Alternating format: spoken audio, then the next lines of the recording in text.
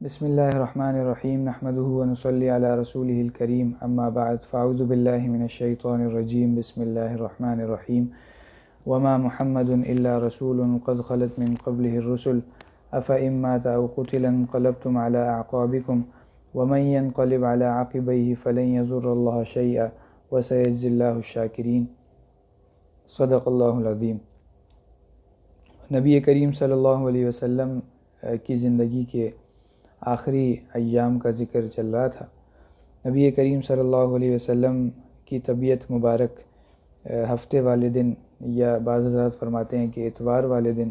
جب کچھ بہتر ہوئی تو آپ حضرت علی کرم اللہ وجہہ اور حضرت عباس رضی اللہ تعالی عنہم کے سہارے سے مسجد نبوی میں تشریف لائے، اور اس موقع پہ ظہر کی نماز کا وقت تھا، اور حضرت صدیق اکبر رضی اللہ تعالیٰ عنہ آپ کے حکم کے مطابق لوگوں کو ظہر کی نماز پڑھا رہے تھے۔ جب انہوں نے دیکھا کہ آپ تشریف لے آئے ہیں تو وہ پیچھے ہٹ گئے اور نبی کریم صلی اللہ علیہ وسلم کو امام بنا دیا، اور حضرت صدیق اکبر رضی اللہ تعالیٰ عنہ نبی کریم صلی اللہ علیہ وسلم کے سیدھے ہاتھ کی طرف موجود تھے۔ آپ تکبیرات کہتے تھے تو حضرت صدیق اکبر رضی اللہ تعالیٰ عنہ ان تکبیرات کو لوگوں تک پہنچاتے تھے۔ تو اس طرح سے یہ ظہر کی نماز تھی جو نبی کریم صلی اللہ علیہ وسلم نے صحابہ کرام کو پڑھائی ہے، اور اس کے بعد پھر مسجد نبوی میں آپ حاضر نہیں ہو سکے،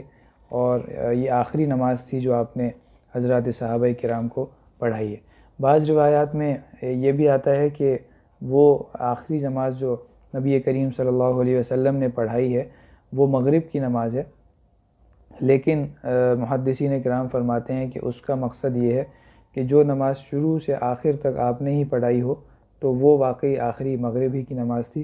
لیکن یہ جو ظہر کی نماز ہے یہ حضرت صدیق اکبر رضی اللہ تعالیٰ عنہ شروع فرما چکے تھے، اور پھر بعد میں نبی کریم صلی اللہ علیہ وسلم تشریف لائے تو یہ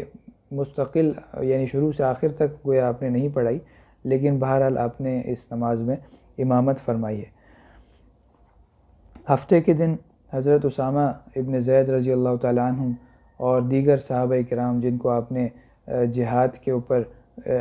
جانے کے لیے مامور فرمایا تھا، وہ سارے کے سارے نبی کریم صلی اللہ علیہ وسلم سے ملنے کے لیے تشریف لائے، اور پھر اس کے بعد وہاں سے روانہ ہوئے اور مدینہ منورہ سے باہر نکل کے مقام جرف کے نام سے ایک جگہ ہے، وہاں پہ سب نے پڑاؤ ڈالا۔ لیکن یہ حضرات آ تو چکے تھے نبی کریم صلی اللہ علیہ وسلم کے حکم کی تعمیل میں، لیکن ان کے دل اب تک مدینہ منورہ میں ہی موجود تھے، کیونکہ نبی کریم صلی اللہ علیہ وسلم جو کہ ان کے منبع تھے اور ان کا ماوا تھے، وہ ان کی طبیعت ناساز تھی، خراب تھی، اور وہ بیمار تھے، اس وجہ سے ان حضرات کا یہاں سے آگے بڑھنے کو دل نہیں چاہ رہا تھا، اور یہ سب نبی کریم صلی اللہ علیہ وسلم کی طبیعت کی وجہ سے بہت زیادہ فکر مند تھے، چنانچہ ان حضرات نے وہیں پہ پڑاؤ ڈالا اور اس سے آگے تشریف نہیں لے کے گئے۔ حضرت اسامہ ابن زید رضی اللہ تعالیٰ عنہ نے جب اس کے بعد یہ خبر سنی کہ اتوار والے دن نبی کریم صلی اللہ علیہ وسلم کی طبیعت بہت زیادہ ناساز ہو گئی ہے، تو وہ وہاں سے فوری طور پہ واپس تشریف لائے اور نبی کریم صلی اللہ علیہ وسلم کے حجرہ مبارکہ میں داخل ہوئے، آپ کی پیشانی مبارک پہ بوسہ دیا، اور وہ فرماتے ہیں کہ نبی کریم صلی اللہ علیہ وسلم نے اپنے دونوں ہاتھ آسمان کی طرف اٹھائے اور پھر اس کے بعد اسامہ کے اوپر رکھ دیے، تو وہ فرماتے ہیں کہ میں سمجھا کہ آپ میرے لیے دعا فرما رہے ہیں۔ اس کے بعد آپ وہیں پہ جرف میں تشریف لے گئے، حضرت اسامہ ابن زید رضی اللہ تعالیٰ عنہ، جہاں پہ پورے کے پورے لشکر کا پڑاؤ تھا، اور جو لشکر نبی کریم صلی اللہ علیہ وسلم کی ہدایت پہ اور حکم پہ بنایا گیا تھا اور بھیجا جا رہا تھا۔ اس کے بعد اتوار والے دن ہی لدود کا واقعہ پیش آیا۔ بخاری شریف میں حضرت عائشہ صدیقہ رضی اللہ تعالی عنہ سے روایت ہے کہ مرض الوفات میں جس میں نبی کریم صلی اللہ علیہ وسلم کی وفات ہوئی ہے، اسی مرض میں بیماری میں ذات الجم کی بیماری سمجھ کے ہم نے آپ کے منہ میں ایک دوا ڈالی تھی، جبکہ آپ نے اشارے سے منع بھی فرمایا تھا کہ یہ مجھے نہیں پلاؤ یا میرے منہ میں نہ ڈالو، لیکن ہم یہ سمجھے کہ جیسا کہ عام طور پہ جو بیمار ہوتے ہیں وہ منع کرتے ہیں اس قسم کی باتوں سے، دوا پینے سے یا کھانا وغیرہ کھانے سے، تبھی ناگواری ہوتی ہے۔ اسی طرح نبی کریم صلی اللہ علیہ وسلم کو بھی شاید تبھی ناگوار گزر رہی ہے یہ بات، لیکن چونکہ یہ آپ کے فائدے کی ہے اس وجہ سے ہم نے وہ دوا پلا دی ان کو۔ بعد میں جب آپ کو افاقہ ہوا تو آپ نے فرمایا کہ کیا میں نے تمہیں منع نہیں کیا تھا، اور پھر یہ فرمایا کہ تمہاری سزا یہ ہے کہ سب کے منہ میں دوا ڈالی جائے جو اس میں شریک تھا، سوائے عباس کے کہ وہ اس میں شریک نہیں تھے۔ یہ اتوار کا دن تھا جس میں یہ واقعہ پیش آیا، اور پیر والے دن نبی کریم صلی اللہ علیہ وسلم کی وفات ہوئی ہے، اور وفات کا جو وقت ہے اس میں بھی تھوڑا سا اختلاف ہے۔ بعض حضرات فرماتے ہیں کہ چاشت کے وقت میں وفات ہوئی ہے، اور بعض حضرات فرماتے ہیں کہ زوال کے وقت میں ہوئی ہے، لیکن ان دونوں اوقات میں کوئی بہت زیادہ فاصلہ نہیں ہوتا، قریب قریب ہی ہوتے ہیں۔ پیر والے دن نبی کریم صلی اللہ علیہ وسلم نے اپنے حجرہ مبارکہ کا پردہ اٹھا کے حضرات صحابہ کرام رضی اللہ تعالیٰ عنہم کو اس وقت اپنا آخری دیدار کروایا جس وقت تمام کے تمام صحابہ کرام رضی اللہ تعالیٰ عنہم فجر کی نماز میں مصروف تھے، اور حضرات صحابہ کرام فرماتے ہیں کہ چہرہ مبارکہ کا حال یہ تھا گویا کہ مصحف شریف کا ایک ورق ہے، ایک صفحہ ہے، یعنی بالکل ہی سفید ہو گیا تھا، اور صحابہ کرام رضی اللہ تعالیٰ عنہم کی خوشی کا یہ عالم تھا کہ اندیشہ تھا کہ کہیں وہ نماز ہی نہ توڑ ڈالیں، اور حضرت صدیق اکبر رضی اللہ تعالیٰ عنہم نے ارادہ کیا کہ پیچھے ہٹ جائیں اور نبی کریم صلی اللہ علیہ وسلم آگے آ کے نماز پڑھائیں، لیکن آپ نے اشارے سے فرما دیا کہ نماز پوری کرو، اور پھر کمزوری کی وجہ سے اور ضعف کی وجہ سے آپ زیادہ دیر کھڑے نہ ہو سکے، اور حجرے کا پردہ ڈال کے آپ دوبارہ سے واپس اندر تشریف لے گئے۔ یہ آخری دیدار تھا جو نبی کریم صلی اللہ علیہ وسلم نے حضرات صحابہ کرام کو کروایا ہے۔ حضرت صدیق اکبر رضی اللہ تعالیٰ عنہ جب فجر کی نماز پڑھا کے فارغ ہوئے تو نبی کریم صلی اللہ علیہ وسلم کے حجرہ مبارکہ میں گئے، اور حضرت عائشہ صدیقہ رضی اللہ تعالیٰ عنہ سے فرمایا کہ میں دیکھتا ہوں کہ رسول اللہ صلی اللہ علیہ وسلم کو اب کافی سکون ہے، اور جو تکلیف اور بے چینی پہلے موجود تھی اب وہ نظر نہیں آتی، اب وہ جاتی رہی ہے۔ اور چونکہ حضرت صدیق اکبر رضی اللہ تعالیٰ عنہم کی 2 بیویاں تھیں، اور ان میں سے ایک بیوی مدینہ منورہ سے باہر 1 کوس کے فاصلے پہ رہتی تھی، تو انہی کی باری کا دن تھا، تو حضرت صدیق اکبر رضی اللہ تعالیٰ عنہ نے نبی کریم صلی اللہ علیہ وسلم سے اجازت لی اور یہ پوچھا کہ یا نبی اللہ انی اراک قد اصبحت بنعمت من اللہ وفضل کما نحب والیوم یوم بنت خارجہ۔ اے اللہ کے نبی، میں دیکھتا ہوں کہ آپ اللہ کے فضل اور ان کی نعمت سے اچھی حالت میں آپ نے صبح کی ہے، اور آج میری بیوی حبیبہ بنت خارجہ کی باری کا دن ہے، اگر اجازت ہو تو میں وہاں پہ ہو آؤں۔ تو آپ نے ان سے فرمایا تھا کہ ہاں چلے جاؤ۔ حضرت علی کرم اللہ وجہہ بھی جب حجرہ مبارکہ سے باہر تشریف لائے تو لوگوں نے ان سے نبی کریم صلی اللہ علیہ وسلم کی طبیعت کا حال پوچھا، تو انہوں نے بتایا کہ نبی کریم صلی اللہ علیہ وسلم آپ اچھے ہیں اور طبیعت آپ کی بہتر ہے۔ چنانچہ یہ سن کے لوگ مطمئن ہو گئے، اور سارے کے سارے لوگ منتشر ہو گئے اپنے اپنے کاموں پہ، جس کو جانا تھا وہ چلا گیا۔ یہ تو تمام لوگ یہ سمجھتے رہے حضرات صحابہ کرام رضی اللہ تعالیٰ عنہم کے نبی کریم صلی اللہ علیہ وسلم کی طبیعت اب بہتر ہو رہی ہے، لیکن ایسا نہیں تھا، بلکہ جب تمام کے تمام لوگ منتشر ہو گئے تو بعض روایات کے مطابق چاشت کے وقت اور بعض روایات کے مطابق زوال کے وقت نبی کریم صلی اللہ علیہ وسلم کی نزع کی حالت شروع ہو گئی، اور آپ حضرت عائشہ صدیقہ رضی اللہ تعالیٰ عنہ کی گود میں سر رکھ کے لیٹے ہوئے تھے، اور اسی دوران حضرت عائشہ صدیقہ رضی اللہ تعالیٰ عنہ کے بھائی حضرت عبد الرحمن ابن ابی بکر مسواک ہاتھ میں لے کے وہاں پہ تشریف لائے۔ آپ نے جب مسواک دیکھی تو آپ ان کی طرف دیکھنے لگے۔ حضرت عائشہ صدیقہ رضی اللہ تعالیٰ عنہ نے آپ سے پوچھا کہ کیا میں مسواک دے دوں آپ کو؟ تو آپ نے اشارے سے فرمایا کہ ہاں۔ تو فرماتی ہیں کہ میں نے میں نے وہ مسواک چبا کے اور نرم کر کے نبی کریم صلی اللہ علیہ وسلم کو دی، اور اسی وجہ سے وہ بطور فخر کے اور تحدیث بالنعمہ کے طور پہ یہ فرمایا کرتی تھیں کہ اللہ تعالیٰ نے آخری وقت میں میرا جو لعاب دہن ہے وہ نبی کریم صلی اللہ علیہ وسلم کے لعاب دہن کے ساتھ ملا دیا، کیونکہ میں نے ہی مسواک کو نرم کر کے آپ کو دی تھی اور آپ نے پھر وہ مسواک استعمال فرمائی تھی۔ نبی کریم صلی اللہ علیہ وسلم کے پاس پانی کا ایک پیالہ رکھا ہوا تھا،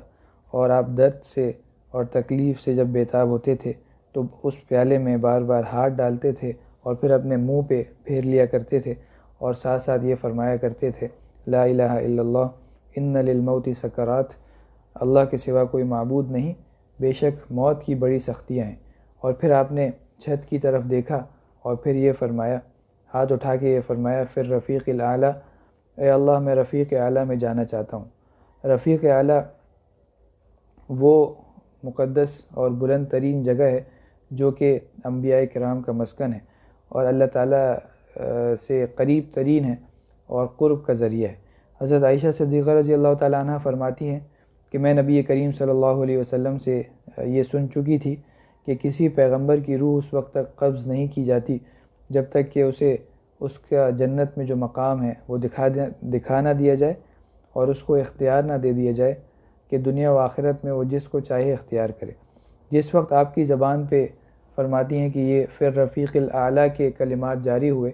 تو میں سمجھ گئی کہ اب آپ ہم میں نہیں رہیں گے، آپ نے ملأ اعلیٰ کو اور اللہ تعالیٰ کے قرب کو اختیار فرما لیا ہے، اور دنیا اور آخرت میں سے جو دو اختیارات آپ کو دیے گئے تھے اس میں سے آپ نے آخرت کو اختیار فرما لیا، چنانچہ اب آپ ہمارے ساتھ اب دنیا میں نہیں رہیں گے۔ تو فرماتی ہیں کہ آپ کی زبان سے جب اللہم فی رفیق الاعلیٰ نکلا تو اسی حالت میں آپ کی روح مبارک عالم بالا کو پرواز کر گئی اور آپ کا جو دست مبارک تھا وہ نیچے گر گیا۔ انا للہ و انا الیہ راجعون۔ تو یہ وہ واقعہ ہے کہ جو نبی کریم صلی اللہ علیہ وسلم کی وفات کا مختصراً میں نے ذکر کیا ہے، اور یہ اتنا عظیم حادثہ اور عظیم سانحہ تھا کہ جب سے دنیا بنی ہے اس وقت سے لے کے قیامت تک کوئی بھی بے شمار لوگ آ چکے ہیں اور جا بھی چکے ہیں، اور بے شمار لوگ ابھی اور مزید آئیں گے اور دنیا سے جائیں گے، لیکن یہ ایسی مبارک ہستی تھی کہ جن کے دنیا سے جانے کی وجہ سے اللہ تعالیٰ کی طرف سے جو وحی کا اور فرشتوں کی آمد کا اور قرآن مجید کا جو نزول تھا، اللہ تعالیٰ کی کتابوں کا اور اللہ تعالیٰ کی طرف سے جو ہدایت کی باتوں کا جو نزول ہوا کرتا تھا وہ منقطع ہو گیا، ختم ہو گیا، اور آپ سے پہلے بہت سارے انبیاء کرام کا انتقال ہوا اور وہ بھی اپنی جگہ بہت بڑا سانحہ اور حادثہ ہوا کرتا تھا، لیکن ان کی وفات سے اور انتقال سے وحی کا سلسلہ منقطع اور ختم نہیں ہوا تھا، چونکہ ان کے بعد اور مزید انبیاء کرام نے آنا ہوتا تھا تو اس وجہ سے وحی کا سلسلہ چلتا رہتا تھا۔ لیکن نبی کریم صلی اللہ علیہ وسلم کی مبارک ذات جب اس دنیا سے تشریف لے کے گئی تو اس کی وجہ سے جہاں اور بہت سارے حادثات اور نقصانات ہوئے، اور انہی میں ایک بہت بڑا نقصان یہ بھی ہوا کہ وحی کا جو سلسلہ تھا اللہ تعالیٰ کی طرف سے وہ منقطع ہو گیا۔ اب اس دنیا میں اللہ تعالیٰ کی طرف سے جو وحی انبیاء کرام پہ آیا کرتی تھی وہ اب نہیں آئے گی۔ نبی کریم صلی اللہ علیہ وسلم اللہ تعالیٰ کے آخری نبی تھے، اور آپ کے بعد کسی بھی طرح کسی بھی شخص کو کسی نئے آدمی کو نبی نہیں بنایا جائے گا۔ حضرت عیسیٰ علیہ السلام صرف قیامت کے قریب دنیا میں تشریف لائیں گے، لیکن وہ بھی نبی ہونے کی حیثیت سے نہیں آئیں گے، بلکہ نبی کریم صلی اللہ علیہ وسلم کے ایک امتی ہونے کی حیثیت سے تشریف لائیں گے، اور حضرت عیسیٰ علیہ السلام کو تو نبوت نبی کریم صلی اللہ علیہ وسلم کی نبوت سے بہت پہلے مل چکی تھی، اس وجہ سے یہ جو ختم نبوت کا عقیدہ ہے ان کا واپس دنیا میں آنا یہ اس عقیدے کے منافی نہیں ہے۔ نبی کریم صلی اللہ علیہ وسلم کی وفات ربیع الاول کے مہینے میں اور پیر کے دن ہوئی ہے، اس بارے میں تو سب کا اتفاق ہے، البتہ تاریخ کے بارے میں مختلف روایات ہیں۔ بعض حضرات فرماتے ہیں جو مشہور روایت ہے وہ یہ ہے کہ 12 ربیع الاول کو نبی کریم صلی اللہ علیہ وسلم کی وفات ہوئی ہے، اور بعض حضرات فرماتے ہیں کہ یکم ربیع الاول کو، پہلی تاریخ کو نبی کریم صلی اللہ علیہ وسلم کی وفات ہوئی ہے، اور بعض حضرات نے دوسری ربیع الاول کی تاریخ بھی بتائی ہے۔ تو یہ مختلف اقوال ہیں، اور اس میں سے مختلف حضرات نے فرمایا کہ بعض فرماتے ہیں کہ 12 کا جو قول ہے وہ درست ہے، بعض فرماتے ہیں کہ پہلی کا اور دوسری کا جو قول ہے وہ درست ہے۔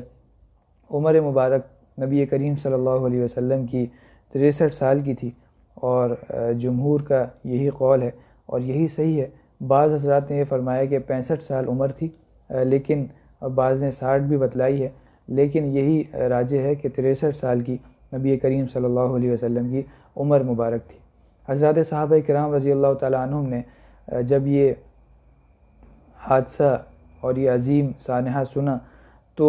ان کی جو محبت تھی نبی کریم صلی اللہ علیہ وسلم سے وہ تو واضح اور ظاہر تھی کہ وہ اپنی جانوں پہ اور اسی طرح اپنی اولاد پہ اور اسی طرح اپنے مال و دولت پہ، اپنے گھر بار پہ نبی کریم صلی اللہ علیہ وسلم کو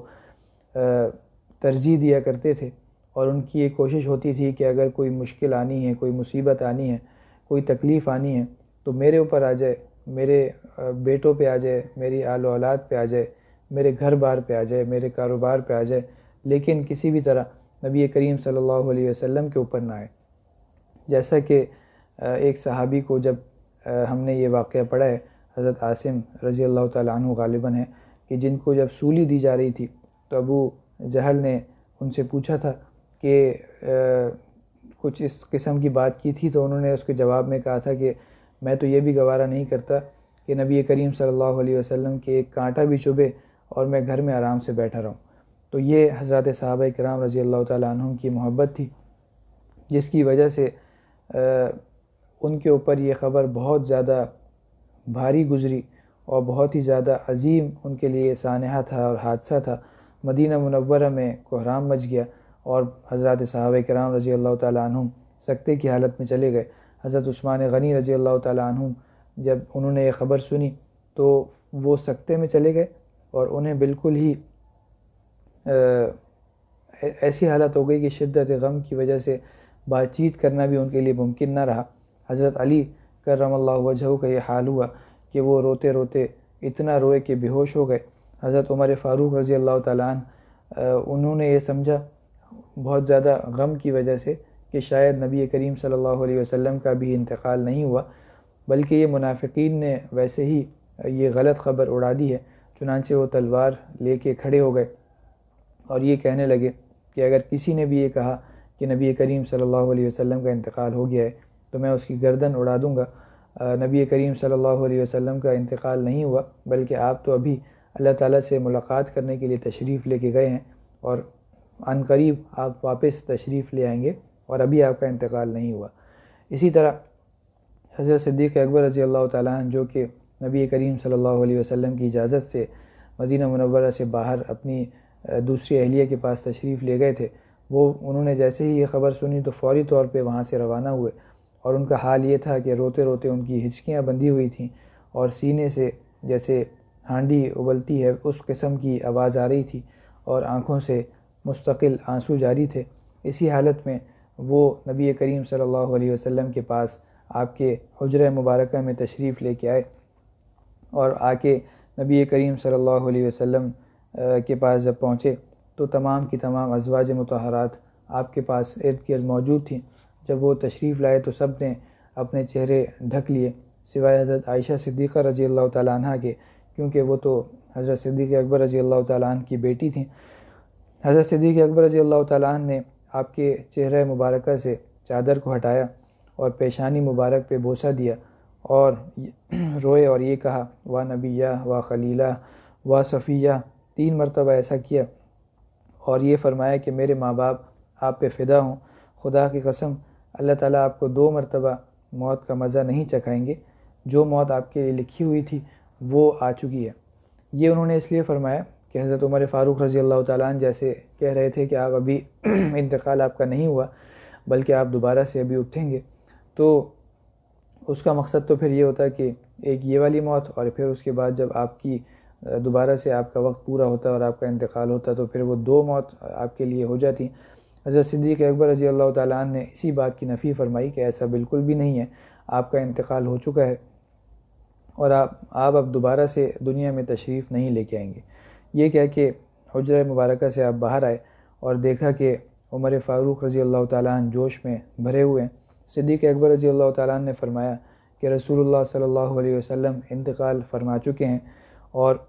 عمر فاروق رضی اللہ تعالیٰ عنہ سے کہا کہ اے عمر، کیا تو نے اللہ تعالیٰ کا یہ قول نہیں سنا، انک میت وانہم میتون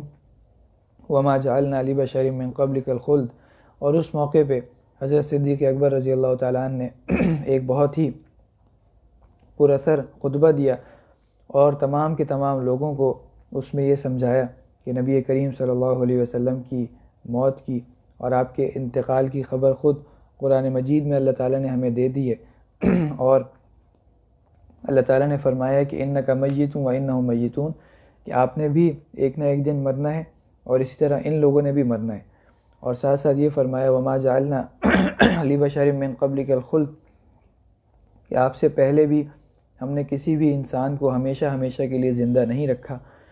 تو اسی طرح یہ فرمایا وما محمد الا رسول قد خلت من قبلہ الرسل، کہ محمد صلی اللہ علیہ وسلم اللہ تعالیٰ کے ایک رسول ہیں اور ان سے پہلے بھی بہت سارے رسول دنیا سے ہو کے جا چکے ہیں۔ افإن مات أو قتل انقلبتم على أعقابكم، کہ اگر یہ انتقال کر گئے یا شہید ہو گئے تو کیا تم اپنی ایڑیوں کے بل واپس پلٹ جاؤ گے، اور جو جہالت کے دن تھے واپس انہی میں چلے جاؤ گے؟ یہ ساری آیات آپ نے تلاوت فرمائی، اور پھر یہ بھی فرمایا کہ اللہ تعالیٰ نے اپنی نبی کی عمر کو دراز کیا اور ان کو باقی رکھا، یہاں تک کہ اللہ تعالیٰ نے ان کے دین کو قائم فرما دیا اور اللہ تعالیٰ کے حکم کو ظاہر فرما دیا اور اللہ تعالیٰ کے پیغام کو پہنچا دیا، اور انہوں نے اللہ تعالیٰ کے راستے میں جہاد کیا، اور پھر اللہ تعالیٰ نے انہیں اپنے پاس بلا لیا، اور رسول اللہ صلی اللہ علیہ وسلم تمہیں ایک سیدھے اور صاف راستے پہ چھوڑ کے دنیا سے گئے ہیں۔ اب جو ہلاک اور گمراہ ہوگا وہ حق واضح ہو جانے کے بعد ہلاک اور گمراہ ہوگا۔ بس اللہ تعالیٰ جس کا رب ہو تو وہ سمجھ لے کہ اللہ تعالیٰ تو زندہ ہے، اس کو کبھی موت نہیں آ سکتی، اور جو شخص محمد صلی اللہ علیہ وسلم کی عبادت کرتا تھا اور ان کو خدا جانتا تھا تو جان لے کہ اس کا معبود تو ہلاک ہو گیا۔ اے لوگو، اللہ سے ڈرو اور اللہ کے دین کو مضبوطی سے پکڑو۔ یہ پورے کے پورے خطبے میں حضرت صدیق اکبر رضی اللہ تعالیٰ عنہ کا مقصد یہ تھا کہ لوگ جو بہت زیادہ افراتفری کا شکار ہیں اور ان کے ذہن نبی کریم صلی اللہ علیہ وسلم کی موت کو اور انتقال کو قبول نہیں کر پا رہے، ایک تو ان سب کو یہ بتانا تھا کہ آپ کا انتقال ہو چکا ہے، اور دوسرے نمبر پہ یہ بتانا تھا کہ آپ کا اگر انتقال ہوا ہے تو آپ کا دین تو باقی ہے، اللہ تعالیٰ تو باقی ہیں، وہ تو حی لا یموت ہیں، ہمیشہ ہمیشہ باقی رہیں گے۔ تو اس وجہ سے کوئی یہ نہ سمجھے کہ آپ کی وفات کی وجہ سے آپ کا دین ختم ہو گیا اور آپ کی وفات کی وجہ سے لوگ اب اس دین سے پھر جائیں گے، بلکہ آپ کا دین بھی باقی ہے، اللہ تعالیٰ بھی باقی ہیں، اللہ تعالیٰ کی کتاب قرآن مجید بھی باقی ہے، آپ کی سنتیں بھی باقی ہیں، آپ کی احادیث بھی باقی ہیں۔ تو یہ سب لوگوں کو بتانا اور سمجھانا تھا، تاکہ ایک جو افراتفری ہے اور لوگ جو انتشار کا شکار ہیں، کوئی کچھ بات کہہ رہا ہے، کوئی کچھ اور کہہ رہا ہے، تو یہ ساری باتیں اور سارے کے سارے تبصرے ختم ہوں اور لوگ ایک جگہ پہ آ کے جمع ہو جائیں۔ چنانچہ اس خطبے کی وجہ سے بہت زیادہ فائدہ ہوا، اور وہ جو افراتفری تھی اور پریشانی تھی وہ کم ہوئی، اور حضرت عمر فاروق رضی اللہ تعالیٰ عنہ فرماتے ہیں کہ میری حالت ایسی ہوئی کہ گویا میں نے آج ہی ان آیتوں کو پڑھا ہے، اس سے پہلے میں نے ان کو کبھی پڑھا ہی نہیں تھا، اور جس کو بھی دیکھو وہ انہی آیات کی تلاوت کرتا ہوا نظر آتا تھا۔ چنانچہ حضرت صدیق اکبر رضی اللہ تعالیٰ عنہ کا جو مقصد تھا اس خطبے سے وہ بخوبی پورا ہوا، اور لوگوں کو اس بات کا یقین بھی آ گیا کہ نبی کریم صلی اللہ علیہ وسلم کی وفات ہو چکی ہے، اور ساتھ ساتھ یہ بھی ان کو پتہ چل گیا کہ اگرچہ یہ بہت بڑا غم ہے، بہت بڑا حادثہ ہے، اور اب آپ دنیا میں تشریف نہیں لے کے آئیں گے، لیکن اللہ تعالیٰ نے آپ کی سیرت کو، آپ کے اوپر نازل کی ہوئی کتاب کو، آپ کی سنتوں کو، آپ کے دین کو زندہ رکھا ہے، اور یہ ہمیشہ ہمیشہ کے لیے قیامت تک کے لیے زندہ رہیں گی یہ چیزیں۔ چنانچہ لوگوں نے اس بات کو سمجھا، حضرات صحابہ کرام نے، اور پھر اس کے مطابق پھر سب وہاں پہ جو مقاصد تھے اور جو کام تھے وہ سب اس میں پھر مصروف ہوئے۔ نبی کریم صلی اللہ علیہ وسلم کی اس کے بعد اگلے دن تجہیز و تکفین کا واقعہ بھی پیش آیا، اور پھر اس کے بعد آپ کی تدفین بھی ہوئی۔ یہ سارے واقعات انشاءاللہ تعالی ابھی ہم پڑھیں گے۔ تو یہ حضرت صدیق اکبر رضی اللہ تعالیٰ عنہ کا خطبہ تھا جو آپ نے اس موقع پہ ارشاد فرمایا تھا۔ نبی کریم صلی اللہ علیہ وسلم کی وفات کے بعد اور حضرت صدیق اکبر رضی اللہ تعالیٰ عنہ کے خطبے کے بعد جب تمام کے تمام صحابہ کرام رضی اللہ تعالیٰ عنہم کو یہ ساری چیزیں سمجھ میں آ گئیں، تو کچھ عرصے بعد، کچھ دیر بعد یہ خبر ملی کہ ثقیفہ بنی ساعدہ ایک جگہ ہے، وہاں پہ انصار سارے کے سارے جمع ہیں، اور وہاں پہ نبی کریم صلی اللہ علیہ وسلم کی بات خلافت کے مسئلے پہ بحث ہو رہی ہے، اور انصار یہ چاہ رہے ہیں کہ ہم میں سے کوئی شخص خلیفہ بن جائے تاکہ خلیفہ ہمارے میں سے ہو، اور اس پہ وہاں پہ بات چل رہی ہے۔ چنانچہ جیسے ہی حضرت صدیق اکبر رضی اللہ تعالیٰ عنہ اور حضرت عمر فاروق رضی اللہ تعالیٰ عنہ کو اس بات کی اطلاع ملی، تو فوری طور پہ یہ دونوں حضرات ثقیفہ بنی ساعدہ کی طرف تشریف لے جانے لگے، اور مہاجرین بھی بہت سے ان کے ساتھ تھے،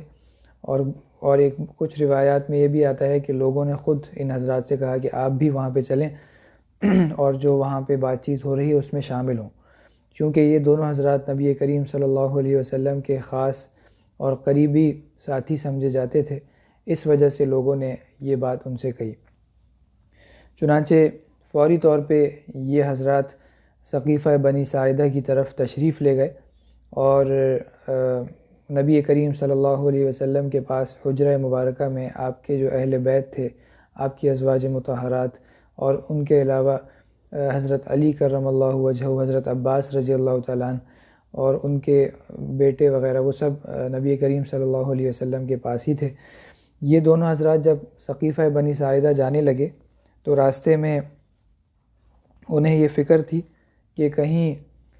نبی کریم صلی اللہ علیہ وسلم کے انتقال کے بعد انصار جلد بازی میں کوئی ایسا فیصلہ نہ کر لیں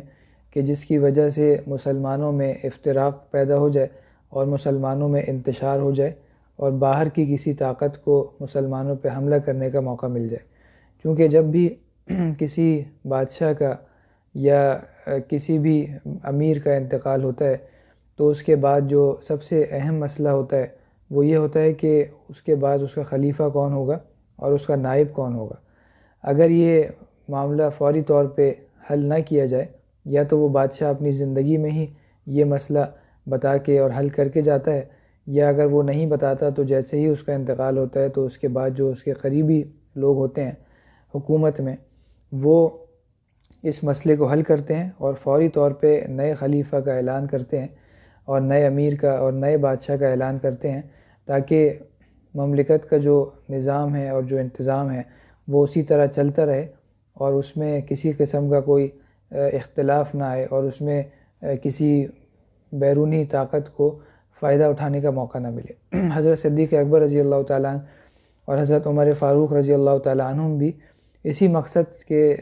مقصد کو لے کے ثقیفہ بنی ساعدہ تشریف لے جا رہے تھے۔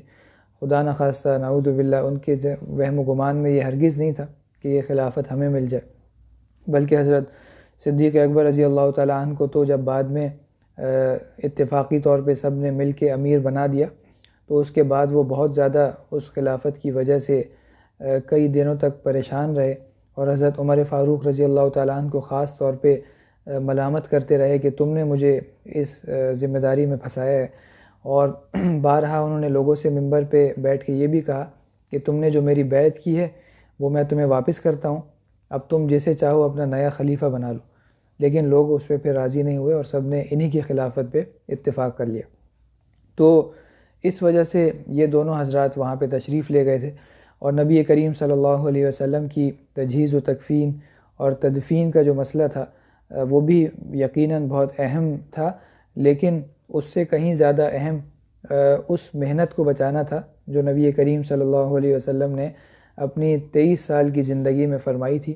اور اس 23 سال کی زندگی کے نتیجے میں یہ صحابہ کرام رضی اللہ تعالیٰ عنہم کی ایک بھرپور اخلاص والی جماعت تیار ہوئی تھی۔ تو اس جماعت کو اور اس 23 سالہ محنت کو بچانا اس تجہیز و تکفین سے اور تدفین سے زیادہ ضروری تھا اور اہم تھا، کیونکہ ان سب حضرات کو یہ پتہ تھا کہ انبیاء کرام کے جو جسم ہیں وہ بالکل صحیح سلامت رہتے ہیں، اور ان میں کسی بھی قسم کا کوئی تغیر نہیں ہوتا، چاہے ان پہ کتنا ہی عرصہ گزر جائے، ان کے اجسام بالکل محفوظ حالت میں رہتے ہیں، اور زمین بھی انبیاء کرام کے جسم کو نہیں کھا سکتی، نہ اس کو خراب کر سکتی ہے، بلکہ انبیاء کرام کے جسم جس طرح سے ان کے انتقال کے وقت ہوتے ہیں اسی طرح سے ہی رہتے ہیں، اس میں کسی قسم کا کوئی تغیر نہیں ہوتا۔ اس وجہ سے تجہیز و تکفین اور تدفین کے مسئلے کو مؤخر کر کے ان حضرات نے خلافت کے مسئلے کو پہلے حل کرنا ضروری سمجھا، اور بالکل یہی نبی کریم صلی اللہ علیہ وسلم کی محنت کو بچانے کے لیے بہت ضروری تھا۔ حضرات صحابہ کرام رضی اللہ تعالیٰ عنہم کو اختلاف سے بچانے کے لیے بہت ضروری تھا، ورنہ اگر یہ حضرات وہاں تشریف نہ لے کے جاتے اور انصار اپنے میں سے کوئی خلیفہ بنا لیتے تو ایسی صورت میں انصار تو اس کو خلیفہ تسلیم کر لیتے، لیکن جو باقی عرب ہے وہ ان کو خلیفہ شاید نہ مانتا یا دل سے تسلیم نہ کرتا، چونکہ عرب جو ہیں وہ صرف اور صرف قبیلہ قریش کی بات تسلیم کرنے کے اوپر راضی ہوتے تھے، اور ہر قبیلے کی بات تسلیم کرنے پہ اور ہر قبیلے کے امیر بننے پہ راضی نہیں ہوتے تھے۔ اور نبی کریم صلی اللہ علیہ وسلم نے بھی اپنی زندگی میں ہی یہ فرما دیا تھا کہ الائمۃ من قریش او کما قال صلی اللہ علیہ وسلم، کہ جو امیر ہوں گے وہ قریش میں سے ہوں گے۔ تو یہ ساری باتیں تھیں، یہ سارے امور تھے جن کی وجہ سے حضرت صدیق اکبر رضی اللہ تعالیٰ عنہ اور حضرت عمر فاروق رضی اللہ تعالیٰ عنہ تجہیز و تکفین کو اہل بیت پہ چھوڑ کے اس امر کی طرف متوجہ ہوئے تھے، ورنہ حضرت صدیق اکبر رضی اللہ تعالیٰ عنہ یا حضرت عمر فاروق رضی اللہ تعالیٰ عنہ ان حضرات کو بالکل بھی خلافت کی کوئی طمع یا لالچ ہرگز نہیں تھی، نعوذ باللہ ثم نعوذ باللہ، اور یہ حضرات اپنے بالکل مخلص تھے اسلام کے ساتھ بھی، نبی کریم صلی اللہ علیہ وسلم کے ساتھ بھی، اور حضرت صدیق اکبر رضی اللہ تعالیٰ عنہ کو جو آپ کے ساتھ محبت تھی آپ کی وفات کے بعد وہ مزید ظاہر بھی ہوئی کہ بہت زیادہ عرصے آپ زندہ بھی نہیں رہ سکے، اور جتنے بھی عرصے زندہ رہے مستقل اسلام کی خدمت کرتے رہے، اور اسلام کے خلاف جن لوگوں نے سر اٹھایا تھا ان کی سرکوبی میں پیش رہے۔ تو یہ ساری چیزیں تھیں جو ایک بہت بھاری ذمہ داری تھی۔ یہ خلافت آج کل کے زمانے کی کوئی بادشاہت نہیں تھی، جیسے بعض لوگ سمجھتے ہیں کہ یہ شاید کوئی بادشاہت کی طرح کی بڑی قیمتی چیز تھی جس کی وجہ سے لوگ یہ چاہتے تھے کہ ہم خلیفہ ہمیں بنا دیا جائے۔ ایسا ہرگز نہیں تھا، بلکہ یہ ایک بھاری ذمہ داری تھی جو کہ لوگوں نے مل جل کے زبردستی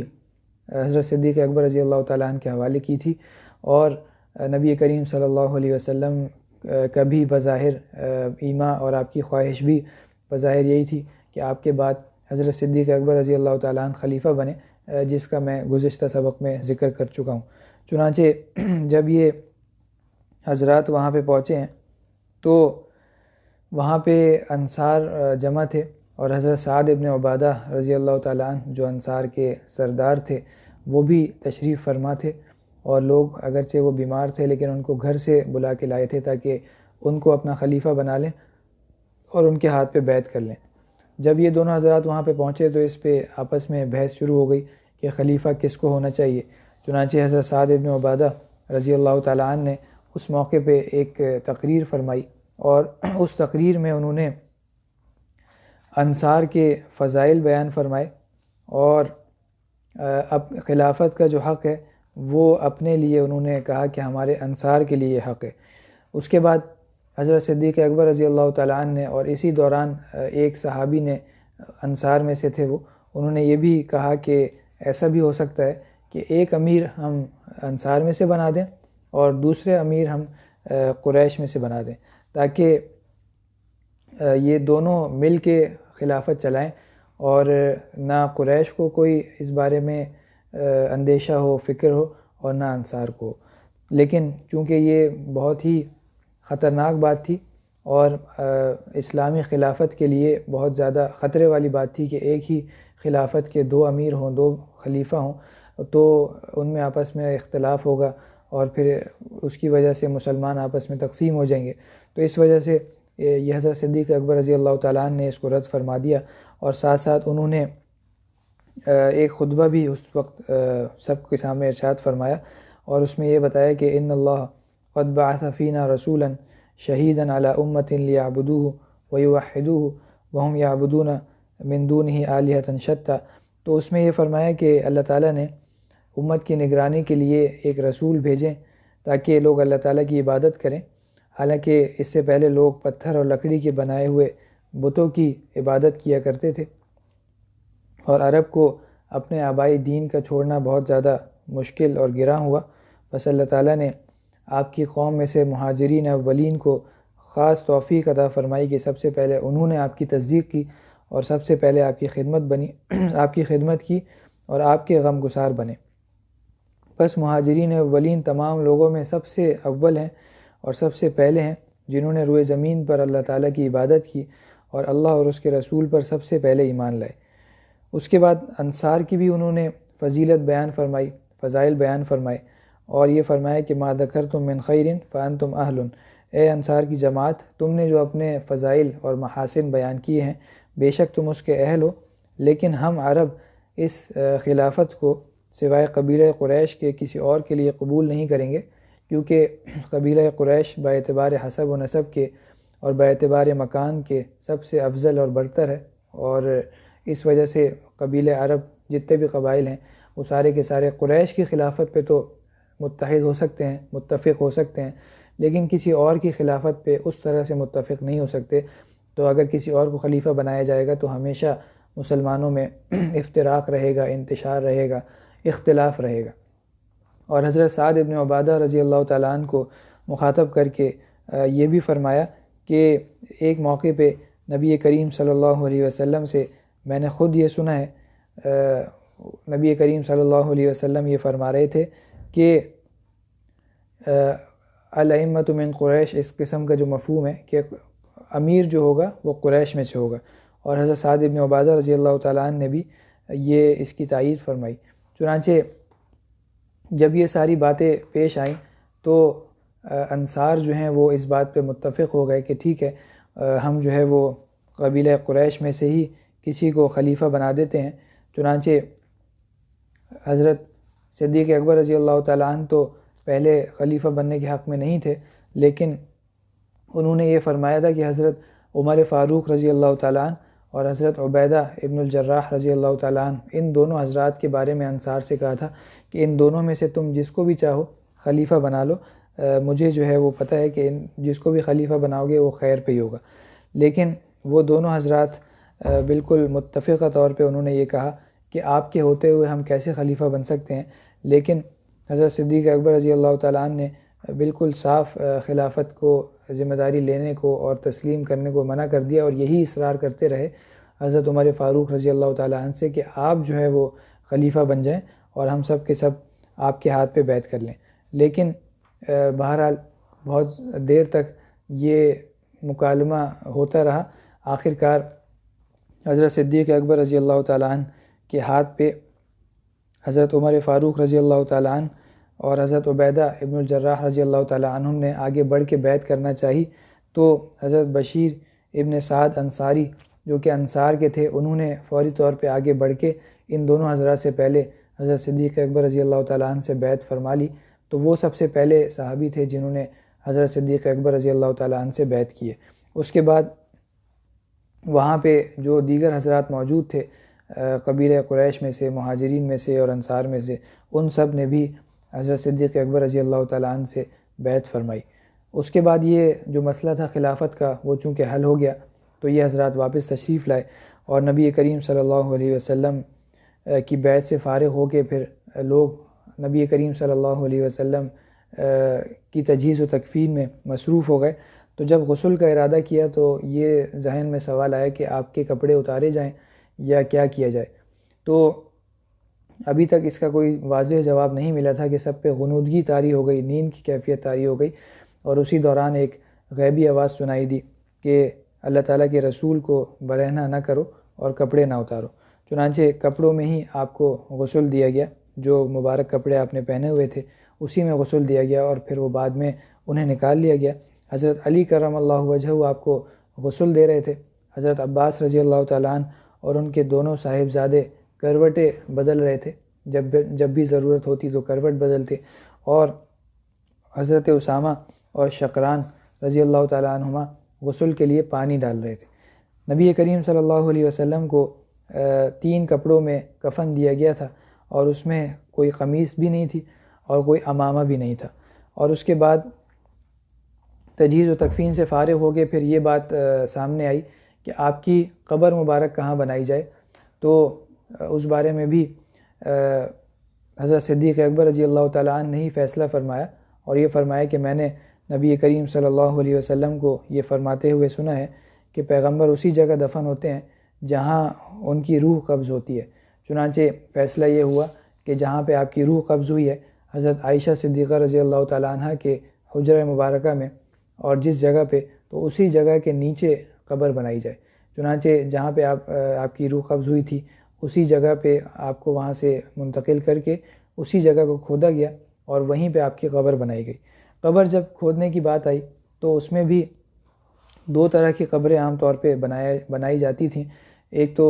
مکی قبر کہلاتی تھی اور دوسری مدینہ منورہ کی جو کہ لحد کہلاتی تھی۔ تو اس بارے میں بھی اختلاف ہوا، کچھ حضرات کہتے تھے کہ مکہ جیسی قبر بناؤ، اور کچھ حضرات کہتے تھے کہ مدینہ جیسی بناؤ۔ تو اس بارے میں فیصلہ یہ ہوا کہ حضرت ابو عبیدہ اور حضرت ابو طلحہ یہ دونوں حضرات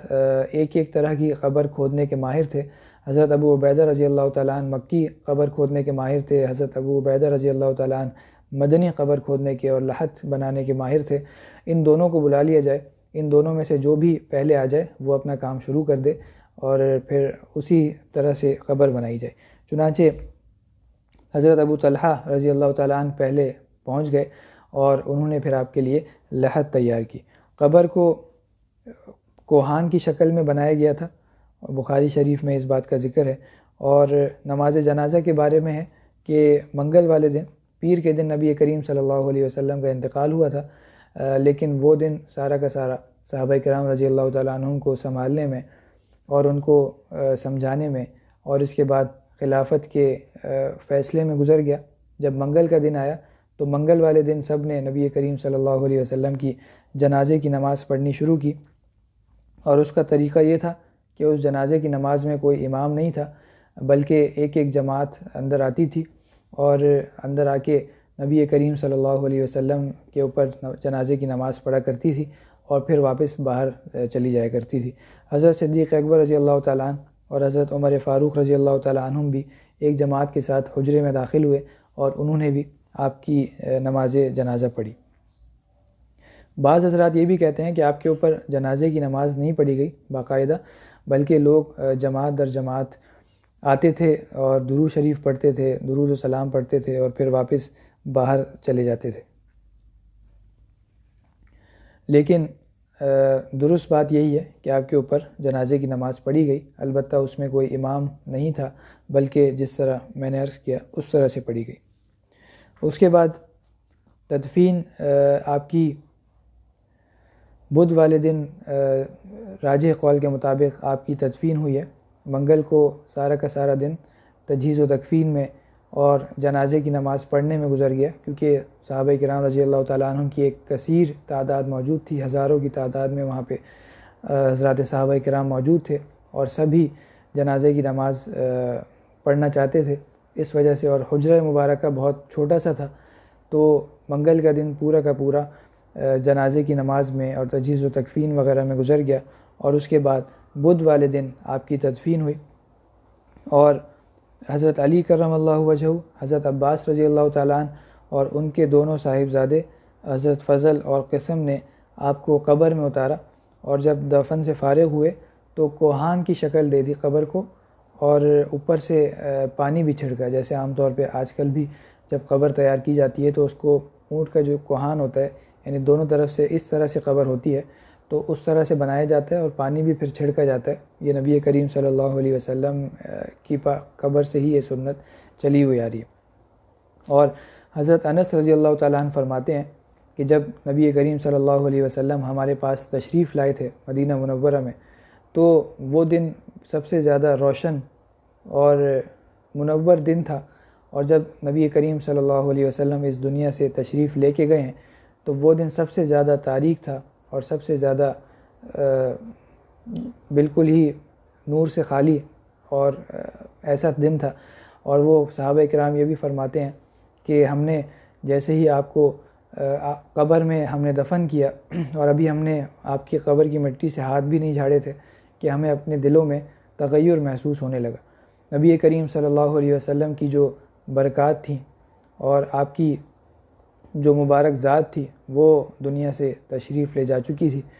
تو آپ کی جو ذات سے متعلق برکات تھیں وہ بھی دن بدن پھر رفتہ رفتہ کم ہونی شروع ہوئیں. اور جیسا کہ نبی کریم صلی اللہ علیہ وسلم نے پیشن گوئی فرمائی تھی کہ سب سے مبارک زمانہ میرا ہے، اس کے بعد میرے بعد میں آنے والوں کا، اور اس کے بعد ان سے جو ملے ہوئے لوگ ہیں. تو یہ ساری کی ساری چیزیں حضرات صحابہ کرام رضی اللہ تعالیٰ عنہم نے محسوس کیں اور انہوں نے یہ فرمایا کہ ابھی دفن سے فارغ بھی اچھی طرح نہیں ہوئے تھے کہ ہمیں اپنے دلوں میں تغیر محسوس ہونے لگا. یہ وہی جو برکتیں تھیں نبی کریم صلی اللہ علیہ وسلم کی وہ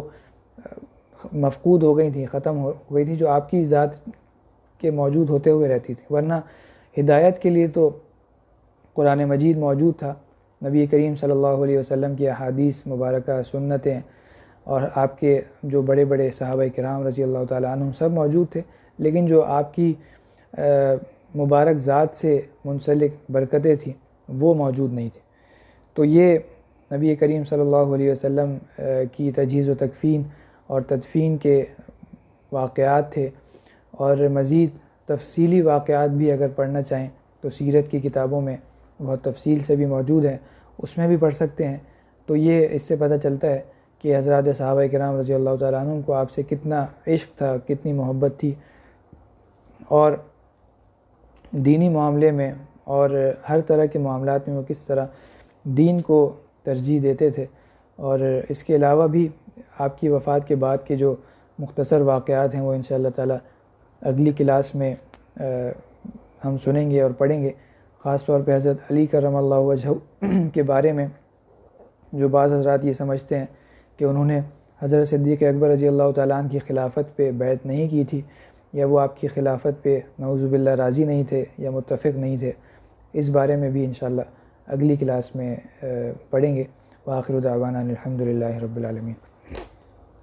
الحمدللہ رب العالمین والصلاة والسلام علی خیر خلقہ محمد وعلی آلہ وصحبہ اجمعین. وصلی اللہ تعالی علی خیر خلقہ محمد وعلی آلہ وصحبہ اجمعین. آمین برحمتک یا ارحم الراحمین.